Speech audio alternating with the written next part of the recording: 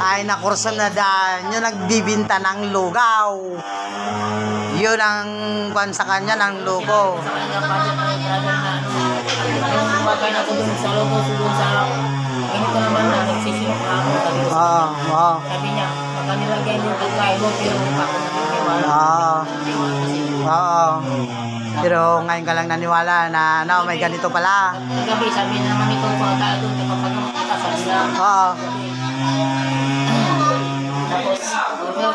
Nung ka pa ng tubig para maano yung pan mo, yung bigat ng katawan mo.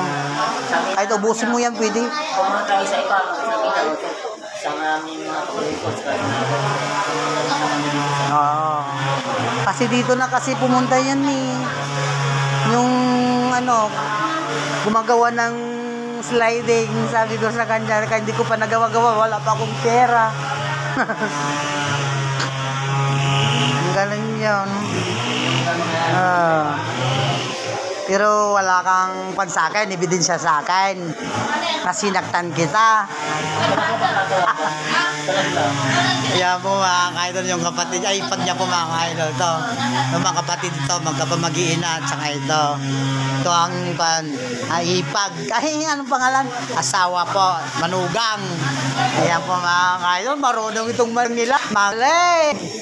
Ito ang protection niyo po sa mga kapitbahay ninyo. Kasi magaling siyang magpasapay. Kasi lagi na sa grupo rin, kaya sabi na lang.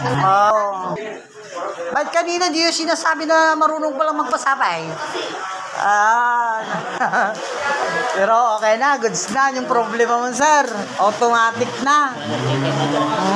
Ngayon, ang gagawin natin, mother muna naman. Kaya ito naman ang kwan. Pasasakyan natin marunong. Ano kasi wala pa si mother ng ganito. Sana susunod na lang. Pwede. Para makahinga ito. Para magpagod na Napagod. Pero hindi mapapagod yan kapag nasapian yan. Kasi marunong. alam na si nanay para May karga si mother. Kasi ang tingin ko sa kanya kasi yung palad niya kasi mas malaki yung isa kagaya sa kanya. Dun yung nababasin yung isang tao na may karga para marunong. Kaya mo na yan. Tako ng bala dyan.